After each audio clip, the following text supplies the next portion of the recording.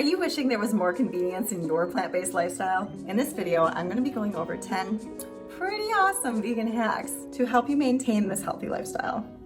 Okay, so this is what I like to call an Instant Pot dump. I'm pretty sure Dillon at Well My World uses this too, but honestly, this is just something I started doing right before I'd have to pick my daughter up from daycare every day because it's so simple, it's so time saving. You put it in the pressure cooker, you leave, you come back, you let it, cool down for a little bit, and there's dinner. Super simple, doesn't take any energy, and you don't have to sit around waiting for it. That's what's so great about a pressure cooker. Every mommy should own one. Okay, so what you do is literally you just pick a couple different grains or even one grain. You can keep it even more simple if you want to. I'm just a big stickler on getting as much nutrition into my daughter's diet as possible. So I'm going to make some red quinoa.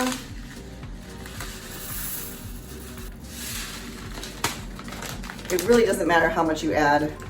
If you really like quinoa, add more quinoa. Or if you prefer more millet, add more millet.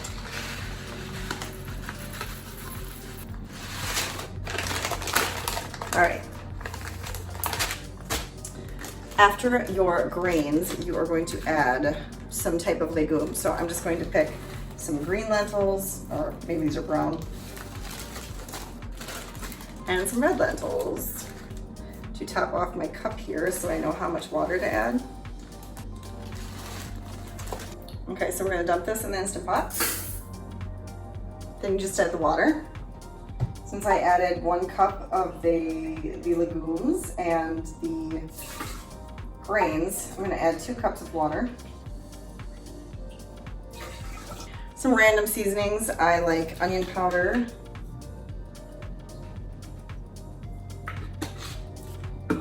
garlic powder. Goes good on just about anything. Anything that's not sweet.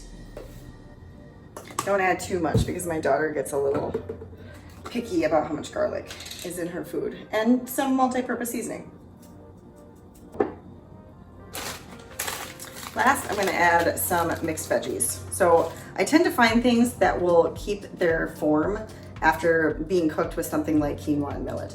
I specifically chose quinoa and millet because they are not going to take long to cook. So the veggies are going to be in there at a minimal time frame, so they won't get overcooked. This is important when you're thinking about using things like rice or maybe sorghum. Those take a little longer to cook. So you might want to add different veggies, maybe like frozen Brussels sprouts or something, frozen broccoli.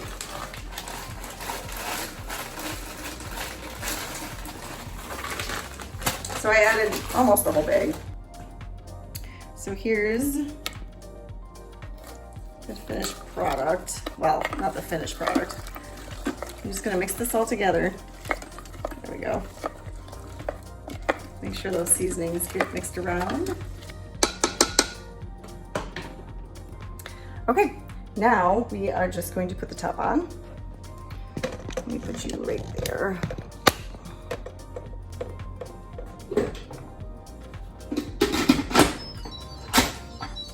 I'm just gonna manually set the Instant Pot.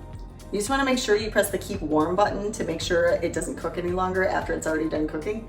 So you just pressure cook, turn off the keep warm. It's already at 4 minutes because I do this all the time. And it'll start on its own.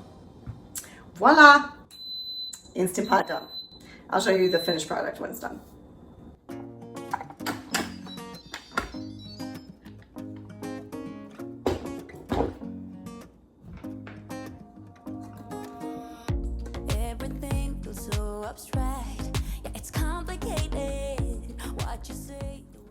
Okay, so the next one on my list is the Environmental Working Group's Clean 15 and Dirty Dozen. If you have not been to this website, check it out. It is so helpful when deciding whether you need to buy organic produce or conventionally grown produce.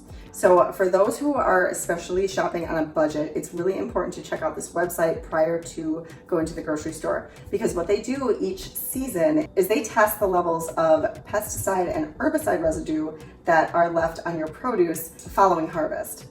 So if you can only afford certain types of organic produce, make sure you check this list to determine which ones are on the Clean 15, meaning those are the safest to buy commercially, and which ones are on the Dirty Dozen, which means those are not the ones you want to be purchasing because they hold the highest contents of pesticide and herbicide residue.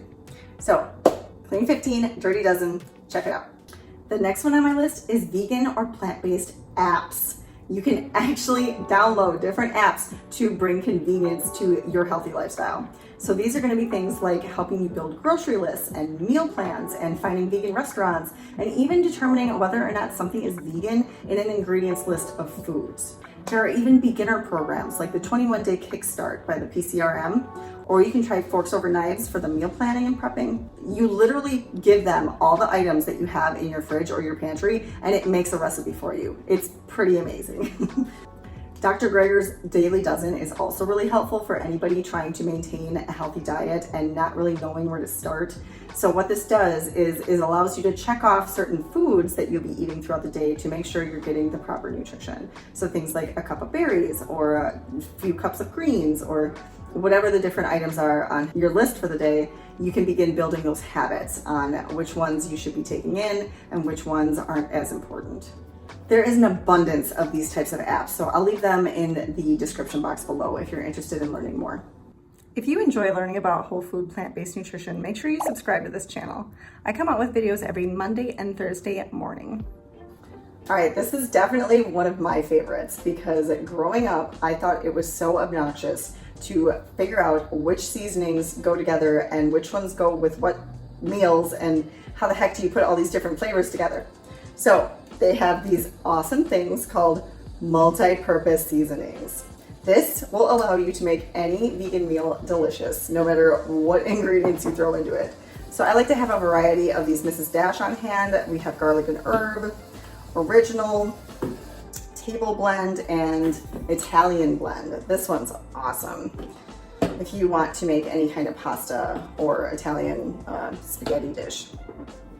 And then we also have things like ground chipotle and curry, everybody's favorite. And then just these multi-purpose, like this one has 24 different herbs and spices in it. And they already went through the trouble of making sure it tastes delicious. So you get all the added benefits of things like bell pepper and black pepper and apple cider vinegar and dill and savory sage, things that you would never, think to keep on hand because there are literally so many different types of herbs and spices, or things that you would never think to throw together. If you're familiar with my channel, this next one should be no surprise. Make your own beans. These are literally 89 cents a bag, and it makes 13 servings, I believe. Yes, 13 servings in this little bag. But if you were to buy these in cans, you would be purchasing at least 4 of these to get the same amount. Or I'm sorry, you'd be purchasing at least 4 cans to get the same amount that's in one bag. Now, the bag costs 89 cents. The can cost upwards of $3. You can do the math. You will be saving a buttload of money if you just make your own beans. Super simple, just soak them overnight, and even with an Instant Pot, you don't need to soak them. You can throw them right in, but I highly recommend soaking them. It really helps to give it that bulk and I think that texture that you're looking for. They're not super mushy like what you'll find in cans. You don't have to worry about BPA or any other kind of contaminants in that lining inside the can, any kind of chemical liner. Because even though it says BPA free, doesn't mean it doesn't have just as harmful chemicals in place of the BPA. So again, just soak these overnight. I like to soak them 8 to 12 hours, and you throw them in the pressure cooker, hit beans, and voila. There's your fresh homemade beans. And you also don't have to worry about any added salt, unless you add it yourself, obviously, if you're into that sort of thing. All right, this is a great segue into my next hack. So you've probably already guessed it. This is by far my favorite vegan hack. Any kind of pressure cooker will do, but the Instant Pot is probably a fan favorite because it's so consistent. I have not had one meal come out any kind of mush or any kind of unpredictable manner. It is the same thing every time. I use specific ingredients, a specific amount of water, and a specific button or amount of time that I'm utilizing on the Instant Pot. So this is maybe, I think 70, yeah, I think I got this little one for $70, but I use this every day and I travel with it. We bring it on the airplane. It is literally the best invention. If you are trying to incorporate more plant-based foods into your diet, or even just trying to eat healthier, this is a must. You can cook potatoes in here, you can cook rice, you can cook squash, you can cook noodles, you can cook a cake, you can bake a cake, you can make soup, porridge, different meats and stews, as well as chili. It doubles as a slow cooker, and then if you get this specialized top, you can even use it as an air fryer.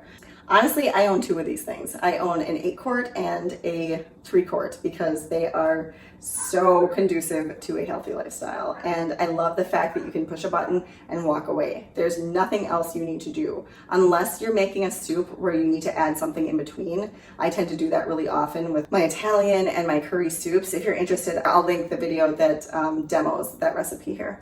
This next tip goes hand in hand for trying to stay on a budget. I know that it can be really discouraging to constantly see your produce going to waste, but there is hope, because what you can do with this produce is you can use it in soup stocks, or you can even freeze it and throw it in the soup later as is. This also goes for veggie scraps. So if you're cutting up some bell peppers or some cabbage and you're about to toss something away, consider saving it in a little stockpile that you can use to make delicious tasting stocks.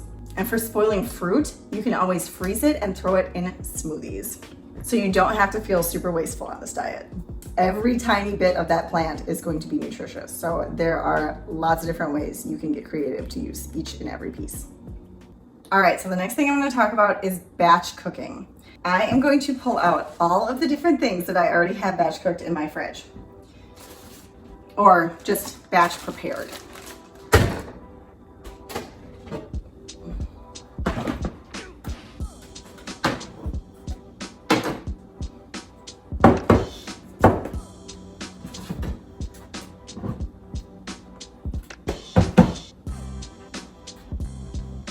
All right, we'll just stop there. You get the point. I could literally pull out my entire fridge practically and show you all the things that I have readily available to grab and either heat up real quick or just eat raw.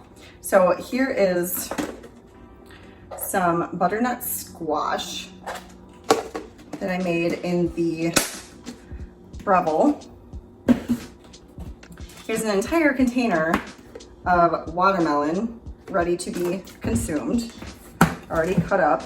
I know what a pain in the butt it is to take out a watermelon and feel the motivation to cut it up just on a whim if you're hungry. If you're hungry, you want something right now. So that's what this is for.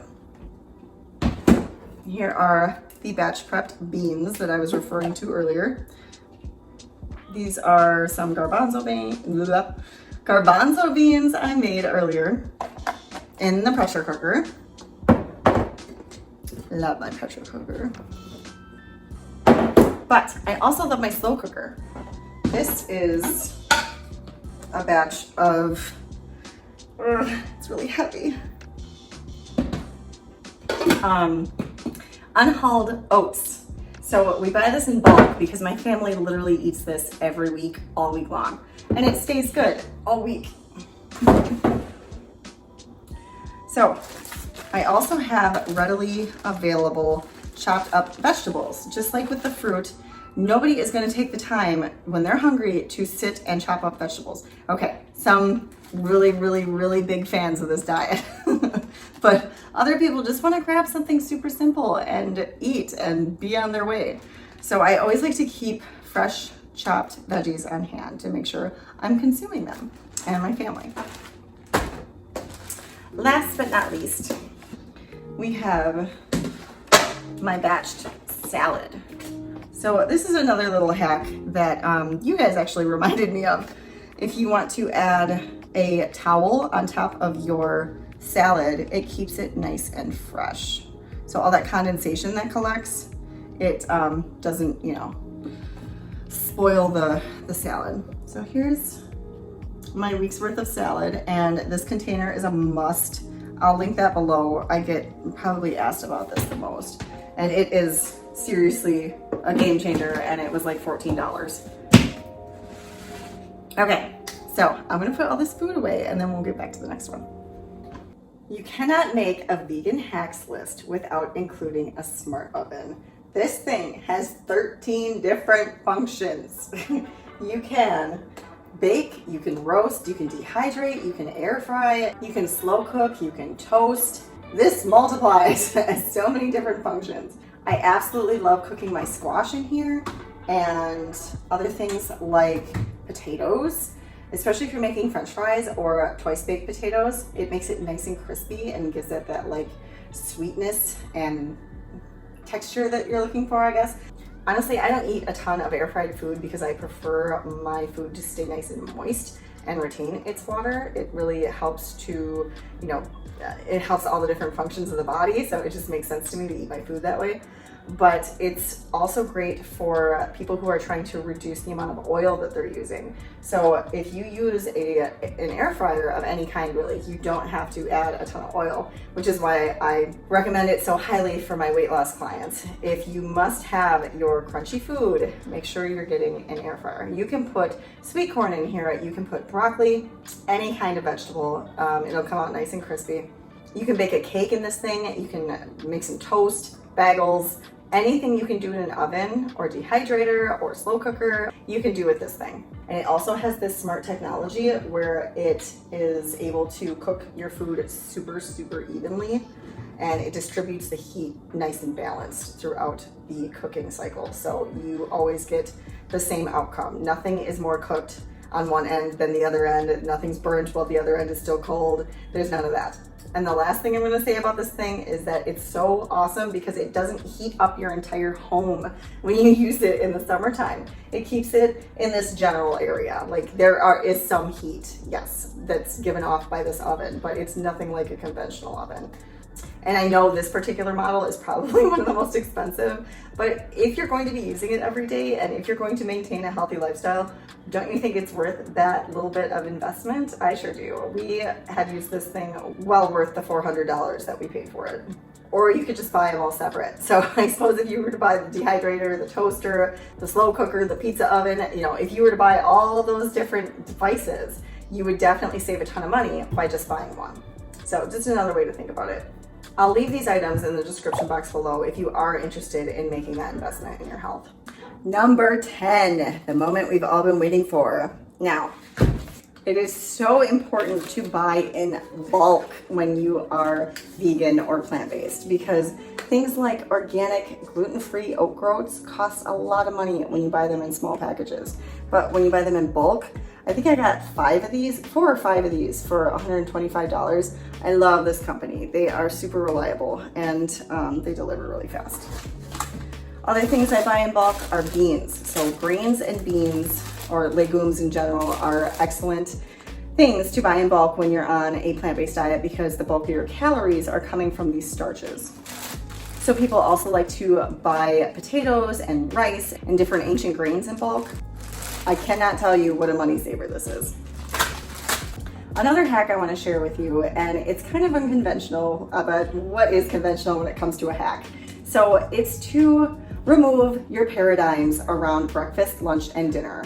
Or if you even have 3 meals a day, you could have 2 meals, you could have 6 meals. But what's important is that you can have vegetables for breakfast. Most civilizations around the world eat savory foods for breakfast. So don't think that you have to limit yourself to eating some cereal or a donut or, you know, some Danish with your coffee or something every morning. Things like squash and beans and sweet potatoes and vegetables.